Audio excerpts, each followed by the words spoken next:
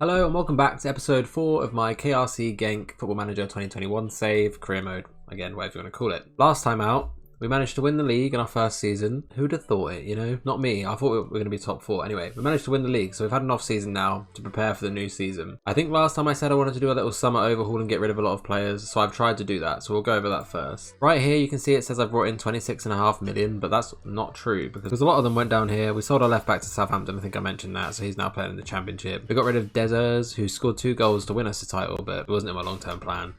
Theo Bongonda to Luton, 4.7 million, Artega and Thor, who I did not want to sell. He started kicking off because he wants to play in the Premier League, and fair enough, I guess. A lot of people went out on free, but I'll just highlight a few key ones. Junya Ito, pretty much the best player at the club last season, 22 goals in the end. We sold him for 15 million to Jiangsu in China. I wasn't too bothered about keeping him because he wasn't in my long-term plans, but like 15 million for a 28-year-old now player is not bad. Plus I'm focusing on developing the young players and going forward, so that's not bad. Florian Miguel left because since he signed he was just injured all the time and just little niggly ones. Every time he'd be ready to play and I would need him injured, so it was annoying. We just moved on from him, not too sad about it. And then we sold Paul Unachu to Newcastle for 6 million. It says here he's worth a lot more than that, but like he's not the type of striker I want to play if we don't play target men. And he never fit in the squad anyway. Then the transfers in, Anderlecht are having some money issues. She's had to sell some of the good players, but we've got we'll just call him Bogdan, I have no idea how to say that. He's a left back, he's pretty good, he looks solid enough. We need left backs moving forward that are at our club and I can develop. He's nice enough. He was a 4-star rating when what my scout said is 3.5, it's not too far off. He looks decent, we're going to play him as wing back obviously. We also got Laconda from Anderlecht, who's a centre midfielder. We also needed centre midfielders that have this homegrown thing. He's young, he's Belgian, he fits the team. He has good potential and he's good right now, so he also fits, but like I said, Anderlecht were just having to sell their players, but cheaper than they needed to. We got a backup keeper, Krapikas?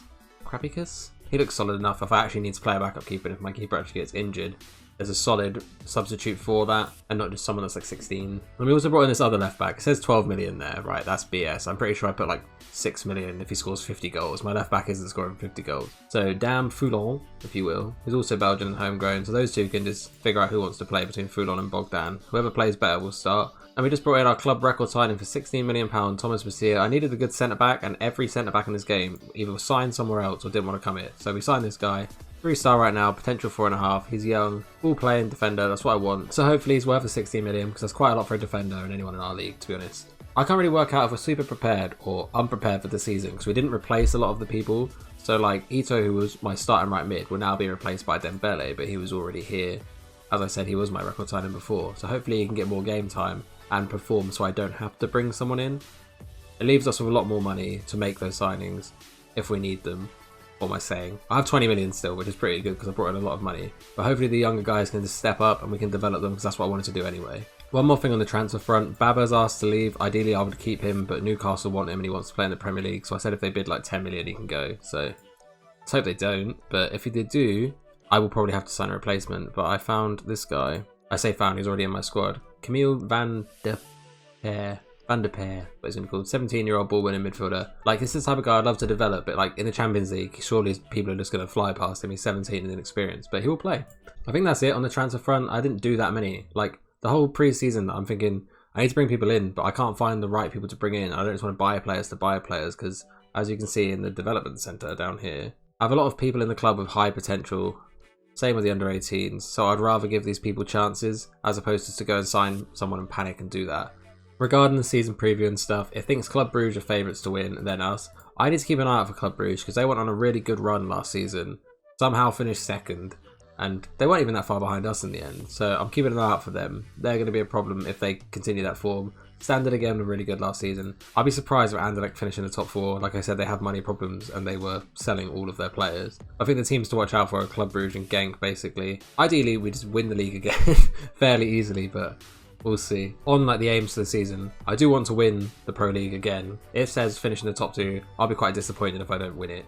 I want to win the Belgian Club because last year we could have easily won that. We just didn't lose in the 6th round, so hopefully we can win that. And it says be competitive in the Champions League. I would like to either get out of my Champions League group, but that depends on who I get drawn with, or bare minimum go into the Europa League. I don't just want to get beat by every team and finish 4th because it's a waste and it's not going to boost our reputation or give us any money. But the Belgian League starts so early. Where is it? They don't draw the groups the 14th of September and we were on the 31st of July and it's the start of our league, so it's quite a while. Ideally I would have waited to know what our group is and film this video, but can he be helped, lads? Can he be helped? I think there's not really much more to go over in this video. The tactics are going to stay the same for the season. We're going to try and develop the young guys. I do have 20 million to spend, so maybe by next video I would have signed some people, but as of now, I'm happy enough with the squad unless Baba leaves and I need to replace him. Pre-season went okay. We're playing this game today actually against Muskron because they beat us at the end of the last season, and that triggered me because why did we lose to this team? They only survived relegation at the very end. So we'll play this game in a minute. Oh, on the transfer front, I didn't even mention, I managed to renew Xerxes' loan, who was, again, last season scored 24 and 34, which is really good. I managed to renew his loan for another year, but I do want to develop Arizo, who's still unhappy that I didn't sign someone for him. It's been like a year at this point, half a year. So he is going to start, and hopefully that isn't negative. I managed to finally get him scoring in pre-season, so let's just hope he can continue it. This team here is basically going to be my starting 11 for the season. I'm not going to rotate as much as I did last season, but again, we'll see. I say that. Basia, who's my record signing, is going to start. So this is my starting 11. Van der Voort, what was his name? Bogdan, Lukumi, Basia, Mads, Baba, Lukonda.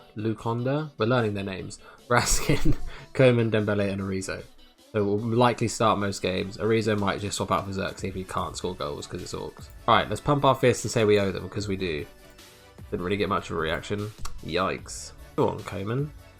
Okay, we're just pinging them along. Don't shoot. Go on, Brian Bogdan. Well, at least Karamogo Dembele starts the season with a goal, replacing Ito, who literally scored for fun. I need Dembele to come along this season and actually prove why I paid 7.5 million for him. But Bogdan set it up nicely, drilled it across. This guy defender just fell over and Dembele finishes. 1-0 in under a minute. Ideal. Don't lose the ball, Raskin. What you doing, you silly bum? Baba gives me like, I'm going to get sent off vibes, and I really hope he doesn't. Good ball by Dembele. Please get there, Arizo. Yes, he actually scored. This guy didn't score the whole of the last season. So it's good to get him off the goal. I feel like in this game, confidence is literally key. Like the morale is so key on this, so they need to get off to a good start.